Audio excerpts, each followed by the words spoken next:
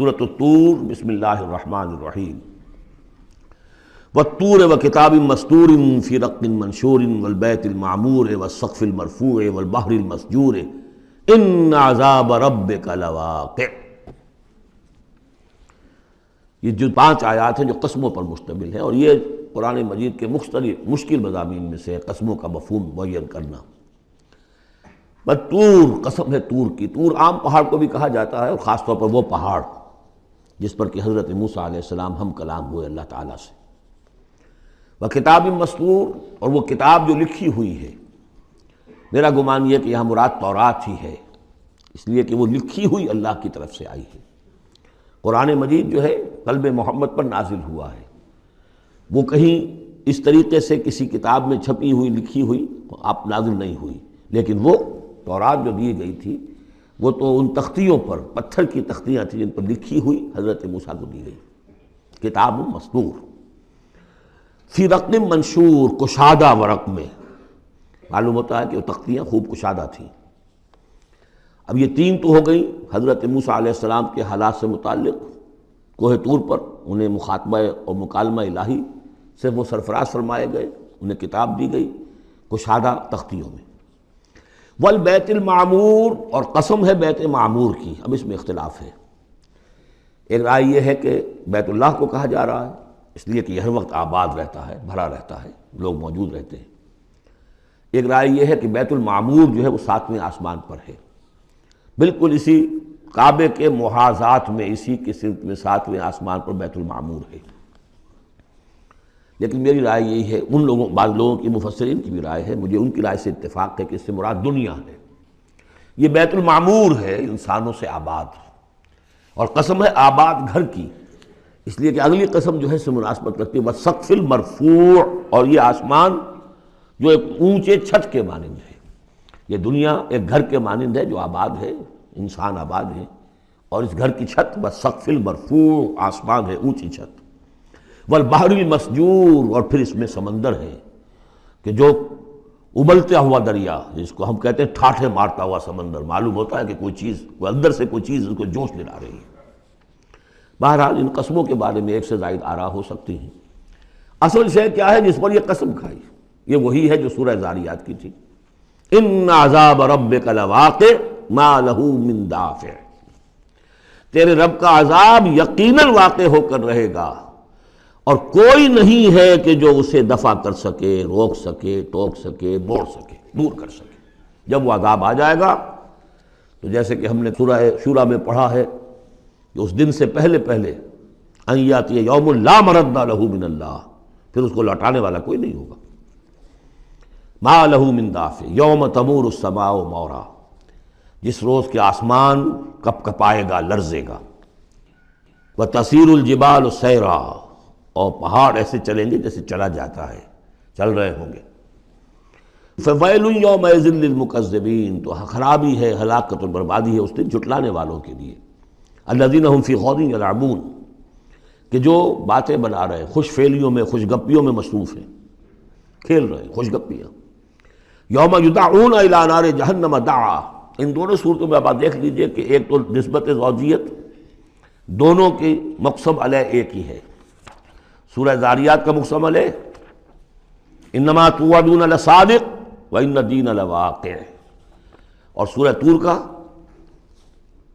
ان عذاب ربک لواقع ما لہ من دافع۔ ان دونوں میں جو مناسبت ہے، مشابہت ہے، وہ بہت ہی ایک دوسرے کے ساتھ قریب کی ہے۔ اور اس کے بعد پھر جیسے وہاں نقشہ کھینچا گیا ویسے یہاں پر بھی ہے، لیکن وہاں جو ہے ہم انباء الرسل جو ہے ایک رکوع کے اندر کتنے رسولوں کا تذکرہ آ گیا، یہاں وہ انباء الرسل نہیں ملیں گے آپ کو۔ یہاں ساری جو ہے تذکیر بآلاء اللہ، اللہ کی قدرت، اللہ کی صدائی، اللہ کی صفات کاملہ۔ یوم یدعون الی نار جہنم دعا، جس دن کہ ان کو دھکے دے دے کر اور جہنم کی طرف لے جایا جائے گا۔ ھذہ النار التی کنتم بہا تکذبون، یہ ہے وہ آگ جس کا تم جھٹلایا کرتے تھے۔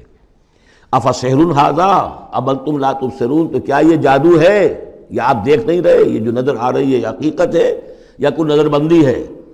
اصلوھا، اب داخل ہو جاؤ اس میں۔ فاصبروا او لا تصبروا سواء علیکم، اب تمہارے حق میں برابر ہے خواہ صبر کرو خواہ نہ کرو، جزا فضا کرو، نالا و شیون سے کام لو، چیخو پکارو چلاؤ، کوئی تمہاری فریاد کو آنے والا نہیں، خاموش ہو کر جھیلو، فاصبروا او لا تصبروا سواء علیکم انما تجزون ما کنتم تعملون، تمہیں وہی کچھ مل رہا ہے بدلے میں جو عمل کر کے تم لائے ہو۔ ان المتقین فی جنات و نعیم، یقیناً اللہ کے سے ڈرنے والے، اللہ کے بندگی کرنے والے، اللہ کی عبادت کا حق ادا کرنے والے، وہ ہوں گے باغات میں اور نعمتوں میں، فاکہین بما آتاہم ربہم، انجوائے کر رہے ہوں گے جو کچھ کے نعمتیں ان کو ان کے رب نے دی ہوں گی، وبقاہم ربہم عذاب الجحیم، اور بچا لے گا انہیں ان کا رب اس جہنم کے عذاب سے۔ کلوا واشربوا ہنیئا بما کنتم تعملون، کھاؤ پیو رچتا پچتا، تمہیں مبارک ہو یہ کھانا پینا، راس آئے تمہیں، بما کنتم تعملون، یہ ہے بدل اس کا جو تم عمل کرتے رہے ہو۔ بارہا میں اشارہ کر چکا ہوں، اللہ تعالیٰ کی طرف سے کہا یہی جائے گا یہ تمہارے اعمال ہیں، بندے یہی کہیں گے پروردگار نہیں یہ تیرا فضل ہے، ہم اس قابل نہ تھے۔ متکئین علی سرر مصفوفہ، بیٹھے ہوئے ہوں گے ان تختوں پر کے جو برابر برابر بچھے ہوں گے صفوں کے اندر، وزوجناہم بحور عین، ہم بیاہ دیں گے انہیں ان حوروں سے کہ جو بڑی بڑی آنکھوں والی ہوں گی۔ والذین آمنوا واتبعتہم ذریتہم بایمان الحقنا بہم ذریتہم، یہ مضمون پہلے بھی آ چکا ہے، اور فرشتے بھی جو ہیں وہ جو استغفار کرتے ہیں تو اس کی استدعا کرتے ہیں اللہ سے کہ اہل ایمان کی جو رشتہ دار ہیں، ان کے والدین میں سے، ان کی اولاد میں سے، جو بہرحال صالحین میں سے ہیں، پروردگار انہیں ان کے ساتھ لے آ، چاہے وہ کمتر درجے میں ہوں اپنے عمل کے اعتبار سے، کمتر درجے کی جنت کے مستحق ہوئے ہوں، لیکن اب ان کے آپ ان کے برابر لے آ۔ تو وہاں اللہ تعالیٰ خود فرما رہا ہے والذین آمنوا، اور وہ لوگ کہ جو ایمان لائے، واتبعتہم ذریتہم بایمان، اور ان کی نسل نے، ان کی اولاد نے بھی ان کی پیروی کی ایمان کے ساتھ، الحقنا بہم ذریتہم، ہم ملا دیں گے ان کے ساتھ ان کی اولاد کو، وما علتناہم من عملہم من شیء، ان کے عمل میں سے کوئی کمی نہیں کریں گے، یعنی یہ نہیں کریں گے صاحب آپ اونچے درجے میں ہیں تو اگر اپنے بچوں کے پاس جانا ہے اہل و عیال کے پاس تو نچلے درجے میں جائیے، نہیں، ان کا درجہ کم نہیں ہوگا، بلکہ اللہ تعالیٰ ان کا اکرام فرمائے گا کہ ہاں آپ کے بچے، آپ کی اولاد، آپ کے قریبی جو بھی ہیں، اگر وہ واقعتاً مومن تھے، وہ امتحان پاس کر چکے ہوں، تو چاہے 3rd ڈویژن میں پاس کیا ہے انہوں نے، پاس کر لیا ہے، تو اب آپ کے ساتھ اگر آپ 1st ڈویژن میں آئے ہوئے ہیں تو اللہ کر دے گا اپنے فضل سے انہیں آپ کے لیے، تاکہ آپ کو آنکھوں کی ٹھنڈک نصیب ہو جائے۔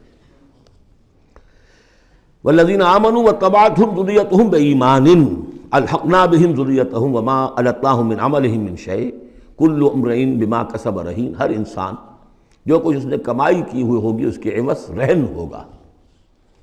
وَأَمْدَدْنَاهُمْ بِفَاكِهَةٍ وَلَحْمٍ مِّمَّا يَشْتَهُونَ، اور ہم نے سپلائی لائن ان کی مستقل قائم کی ہوئی ہوگی، پھلوں کی بھی اور گوشت بھی، وہ گوشت جو انہیں پسند ہو، جس چیز کا گوشت چاہے، تیتر کا چاہیے، بٹیر کا چاہیے، جو چاہیے حاضر ہے۔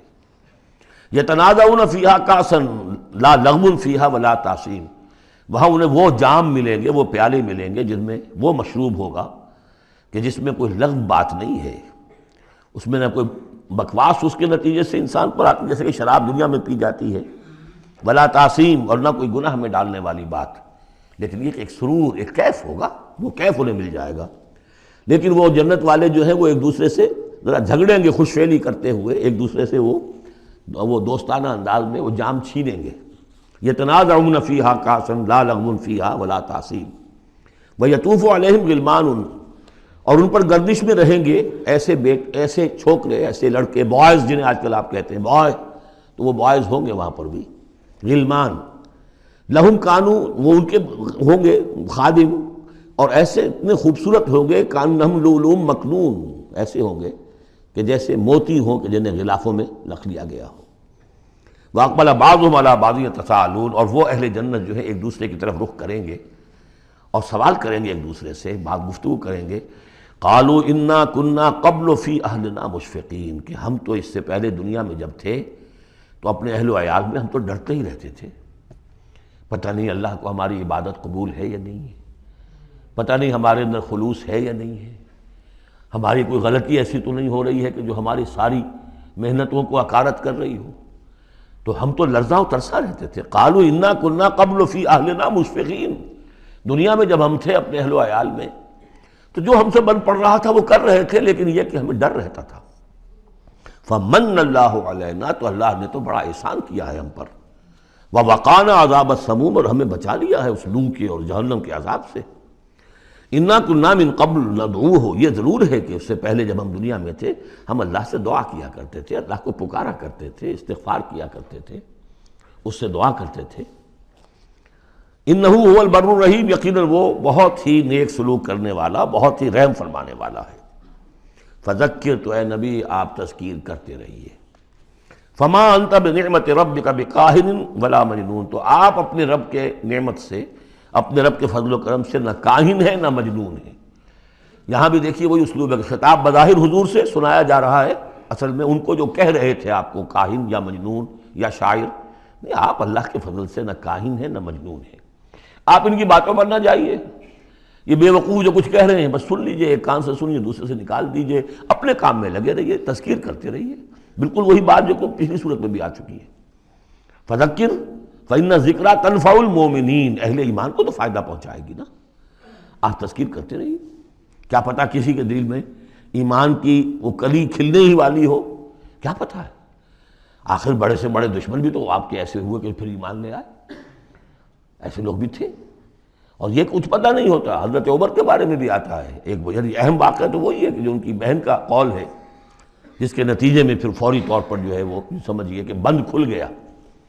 لیکن اس سے پہلے حضرت عمر کو بڑا شوق تھا کوئی اچھا خطبہ ہو اور اچھا کلام سنے، تو ان کے کہنے کے مطابق کبھی کبھی وہ چھپ کر سنتے تھے حضور کی باتیں، حضور کا کلام سنتے تھے۔ جب رات کو کھڑے ہو کر حضور صحن کعبہ کے اندر کھڑے ہو کر، آپ حرم میں نماز پڑھتے ہیں، قرآن پڑھ رہے ہیں، تو چھپ کر سنتے تھے، اور تاکہ یہ کہ وہ لذت جو اس کلام کے اندر ہے، یہ مٹھاس ہے، تو اندر ہی اندر تو وہ جیسے کہ اندر ہی اندر چیز گھر کر رہی تھی۔ ایک وقت میں آیا فاطمہ بنت خطاب رضی اللہ تعالی عنہ، حضرت عمر کی ہمشیرہ، تو انہوں نے جب یہ کہا کہ عمر چاہے ہمیں ہلاک کر دو، اب ہم اس دین کو چھوڑنے والے نہیں ہیں، تب وہ جو سمجھیے کہ وہ بند کھل گیا، ایمان لے آئے۔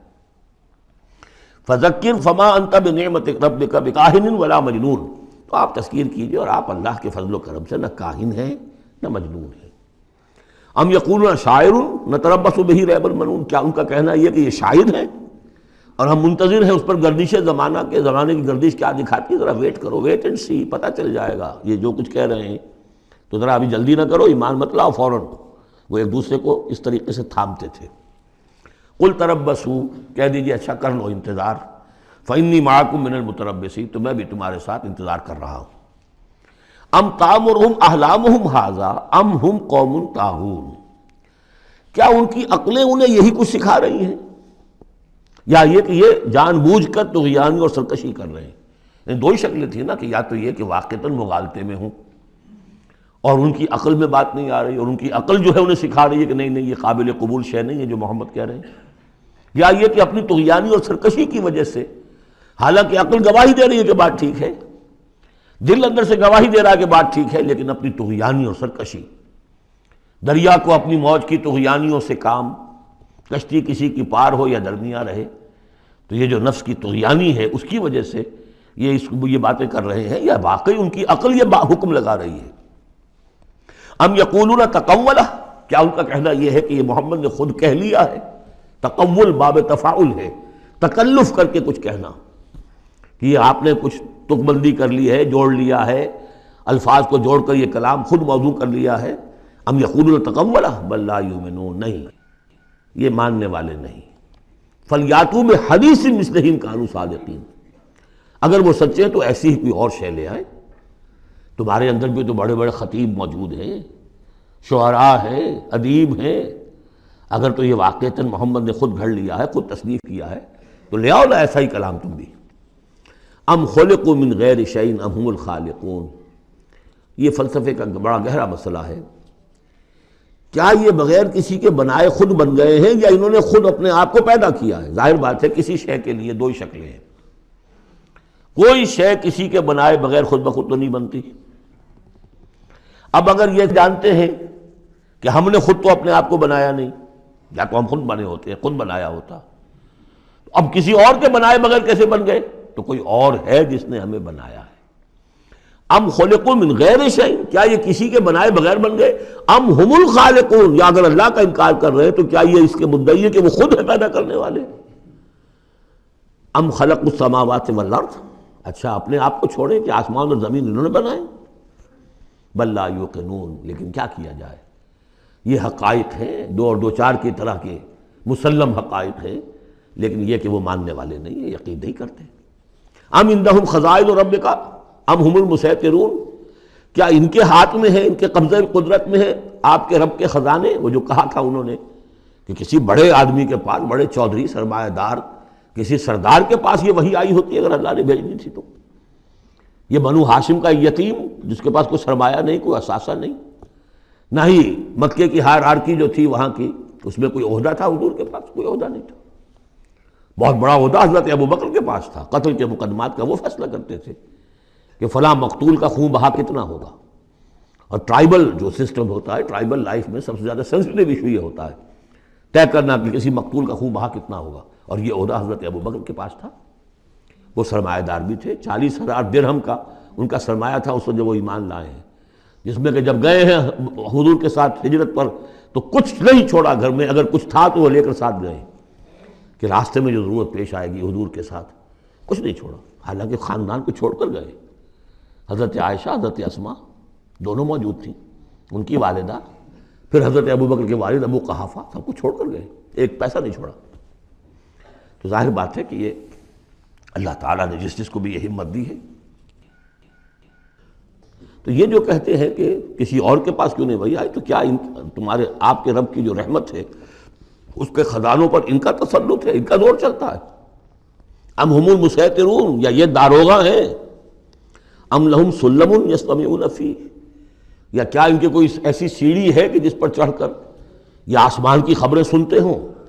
فلیات مستمعہم بسلطان مبین، تو اگر کسی نے سنا ہے ان میں سے تو وہ سند لائے، دلیل بتائے کہ کیا سن کر آیا ہے۔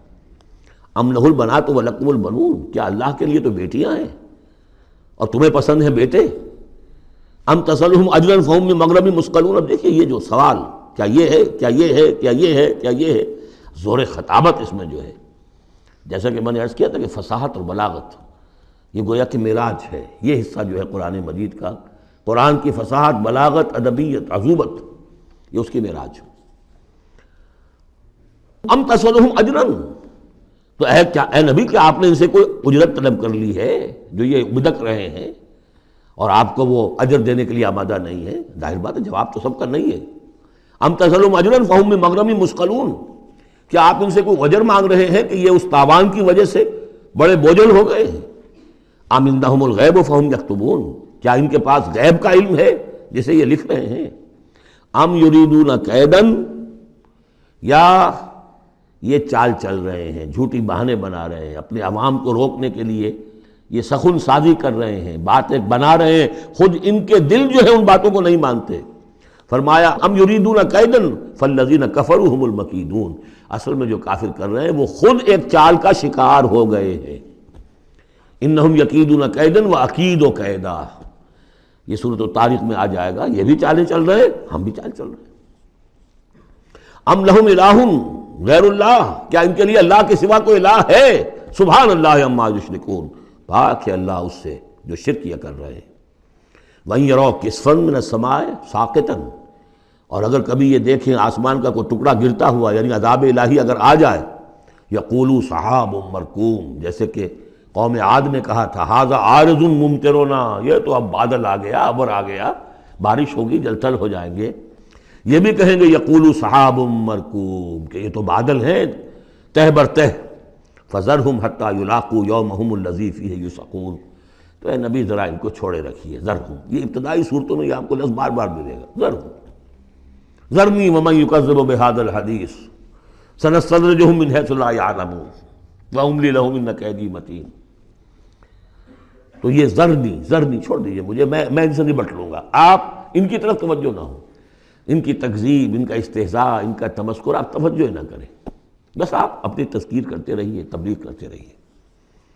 فذرہم حتی یلاقوا یومہم الذی فیہ یوثقون، تو چھوڑے رکھیے ان کو یہاں تک کہ وہ ملاقات کر لیں اپنے اس دن کی جس دن میں کہ یہ ان پر بجلی کی کڑک گرے گی۔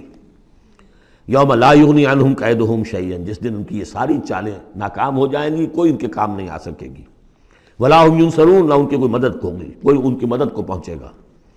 وَإِنَّ لِلَّذِينَ ظَلَمُوا عَذَابًا دُونَ ذَلِكَ، اور وہ جو بھی آنا ہے عذاب آخری، اس سے پہلے ان کے لیے، ان کافروں کے لیے، ان ظالموں کے لیے، مشرکوں کے لیے اور بھی عذاب ہے۔ وہ عذاب یا تو قحط مکہ میں جو قحط پڑا تھا سخت، جو ہم سورہ دخان میں پڑھائے ہیں، اور یا یہ کہ مقتل بدر، جس میں کہ 70 ان کے بڑے بڑے سردار جو ہیں وہ کھیت رہے۔ وَلَٰكِنَّ أَكْثَرَهُمْ لَا يَعْلَمُونَ، لیکن ان کی اکثریت علم نہیں رکھتی۔ وَاصْبِرْ لِحُكْمِ رَبِّكَ فَإِنَّكَ بِأَعْيُنِنَا، اے نبی آپ اپنے رب کے حکم کا، فیصلے کا انتظار کیجئے، صبر کیجئے، جلدی نہ کیجئے۔ فَاصْبِرْ، ان صورتوں میں اکثر آپ دیکھیں گے، یہ بھی 29ویں پارے کی صورتیں بھی، فَاصْبِرْ فَاصْبِرْ، سورہ مدثر میں بھی وَاصْبِرْ، تو یہ بار بار آئے گا، اے نبی صبر کیجئے۔ سورہ مزمل میں وَاصْبِرْ عَلَىٰ مَا يَقُولُونَ وَاهْجُرْهُمْ هَجْرًا جَمِيلًا، جو کچھ یہ کہہ رہے ہیں سنیے اور صبر کیجئے۔ وَلِرَبِّكَ فَاصْبِرْ، اپنے رب کے لیے انتظار کیجئے۔ فَاصْبِرْ وَمَا صَبْرُكَ إِلَّا بِاللَّهِ، صبر کیجئے اور آپ کا صبر جو ہے وہ تو اللہ ہی کے سہارے پر ہے۔ اس سے پہلے ہم پڑھائیں فَاصْبِرْ كَمَا صَبَرَ أُولُو الْعَزْمِ مِنَ الرُّسُلِ، صبر کیجئے جیسے کہ ہمارے اور اولو العزم پیغمبروں نے صبر کیا۔ ذرا تصور کیجئے کہ ہمارے پیغمبر نوح نے 950 برس تک صبر کیا۔ وَاصْبِرْ لِحُكْمِ رَبِّكَ، جب صبر کے بعد لام آ جائے تو اس کے معنی انتظار کے ہوتے ہیں۔ صبر کیجئے اپنے رب کے حکم کا، یعنی انتظار کیجئے۔ فَإِنَّكَ بِأَعْيُنِنَا، آپ ہماری نگاہوں میں ہیں، ہم دیکھ رہے ہیں۔ یہ ہم پڑھ چکے ہیں، سورہ یونس میں بھی آیا تھا، آپ کسی شان میں بھی ہوتے ہیں لیکن ہم دیکھ رہے ہوتے ہیں۔ وَسَبِّحْ بِحَمْدِ رَبِّكَ حِينَ تَقُومُ، اور جب آپ کھڑے ہوں، عام طور پر خیال یہی ہے کہ جب رات کو آپ کھڑے ہوتے ہیں تہجد کے لیے، جس کے لیے کہ سورہ مزمل میں آئے گا قُمِ اللَّيْلَ إِلَّا قَلِيلًا نِصْفَهُ أَوِ انقُصْ مِنْهُ قَلِيلًا أَوْ زِدْ عَلَيْهِ وَرَتِّلِ الْقُرْآنَ تَرْتِيلًا۔ شروع میں تو اصل نماز وہی تھی، رات کی نماز، تو جب آپ کھڑے ہوں اپنے رب کی حمد کے ساتھ تسبیح کرتے رہیے۔ وَمِنَ اللَّيْلِ فَسَبِّحْهُ، اور رات کے ایک حصے میں بھی، یعنی یہ کہ اور بھی حصے ہیں تہجد کے علاوہ، جو آپ کو معلوم ہے بعد میں پھر یہی چیزیں ہیں جو تبدیل ہو کر اور اس کی متعین شکلیں بن گئی۔ مغرب بھی رات ہی کا ایک حصہ ہے، اس لیے کہ غروب شمس کے بعد ہے، عشاء بھی رات کا ایک حصہ ہے۔ وَمِنَ اللَّيْلِ فَسَبِّحْهُ، رات کے حصے میں آپ تسبیح کیجئے اس کی۔ وَإِدْبَارَ النُّجُومِ، اور جب تاروں کا قافلہ پیٹھ موڑے، تار جا رہے ہوں یعنی صبح آ رہی ہو، یہ گویا کہ قافلے کا جو تاروں کا قافلہ ہے وہ گویا کہ کوچ کرنا شروع کرتا ہے۔ جب صبح کی آمد ہوتی ہے تو اس وقت بھی، تاروں کے پیٹھ پھیرتے وقت بھی آپ تسبیح کیجئے اللہ کی۔